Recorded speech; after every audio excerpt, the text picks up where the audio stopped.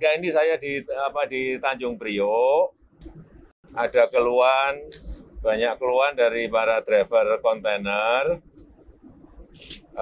yang berkaitan dengan pungutan liar. Keresahan para sopir truk di kawasan Tanjung Priok sedikit mereda. Tak lama setelah Presiden Joko Widodo menelpon Kapolri Jenderal Listio Sigit Prabowo, di mana sebanyak 49 preman Tanjung Priok berhasil digelandang petugas.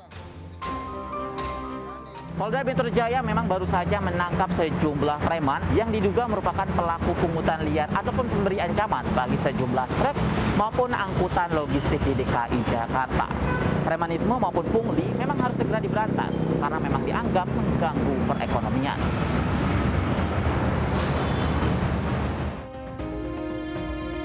Bukan hanya bagi para sopir, penangkapan preman ini juga memberi angin segar bagi pelaku industri, sebab beban operasional berkurang sehingga aktivitas logistik memiliki daya saing. Lihat saja data World Bank yang mengukur kinerja logistik suatu negara menunjukkan Indonesia masih di urutan ke-46 secara global. Sedangkan di kawasan Asia Tenggara, Indonesia berada di urutan kelima di bawah Singapura, Thailand, Vietnam, dan Malaysia. Sementara Jerman, Swedia, Belgia, Austria, dan Jepang menduduki posisi puncak sebagai negara dengan daya logistik paling tinggi. Untuk mengejar ketertinggalan ini, semua pihak harus bekerja keras karena Indonesia bukan hanya Jakarta, dan faktanya masalah serupa masih ditemukan di daerah lain. Bila masalah premanisme ini masih berhasil ditekan, penghematan ongkos logistik dapat terjadi.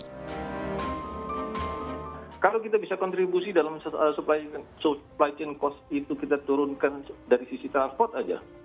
Tadi yang Ibu bilang sudah menyumbang dari 50% biaya supply chain.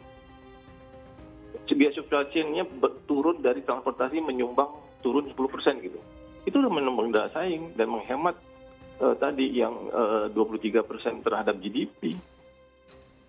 Nah, ini kelemahannya karena tidak ada satu leading sektor di bidang supply chain dan logistik di Indonesia ini. Nggak ada induknya.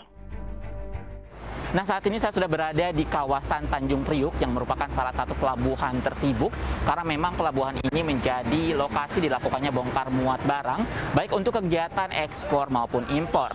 Namun sayang sekali memang lokasi seperti ini justru menjadi kawasan empuk bagi para preman untuk melakukan pungutan liar sehingga mau tidak mau kegiatan premanisme tersebut memang harus segera diberantas. Nah, untuk melihat seperti apa kondisi sebenarnya di lapangan saat ini, mari kita wawancara langsung para supir maupun driver dari kendaraan logistik tersebut. Kita dari Cakung kan ke sini banyak juga yang suka kalau macet tuh kayak minta-mintain 2000 kalau kadang nggak dikasih maksa. Ya kadang kalau nggak dikasih dia ngancem ngambil HP barang kita. Semua yang ada di sini aja dipinta di dalam. Lebih parahnya sih ya orang itu main senjata tajam gitu loh. Kadang dia ngeluarin pisau masuk ke perut supir gitu, diginiin. Kadang barang kita habis dibikin, diambil sama dia gitu loh.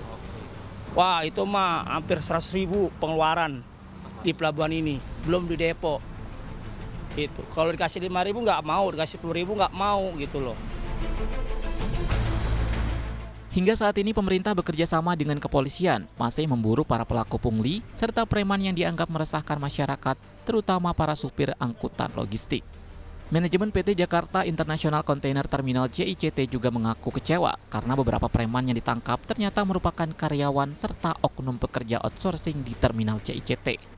Usai temuan Presiden itu, operator pelabuhan melakukan evaluasi. Presiden Direktur PT Pelabuhan Indonesia II, Arif Suhartono mengaku siap memberi insentif pada driver logistik bila layanan tidak sesuai dengan waktu yang ditentukan. Kami juga akan sampaikan seluruh vendor dan semua mitra harus menerapkan ISO yang sama.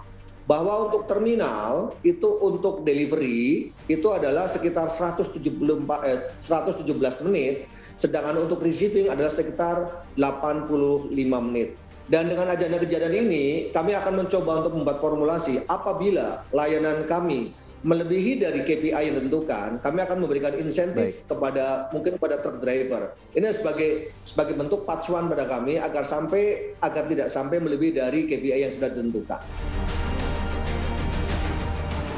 Pungli dan premanisme memang telah lama menjadi pekerjaan rumah baik bagi pemerintah pusat maupun pemerintah daerah. Berapapun pungutannya, apapun ancamannya, tindakan tersebut memang harus dibasmi hingga ke akarnya. Tim Liputan CNBC Indonesia.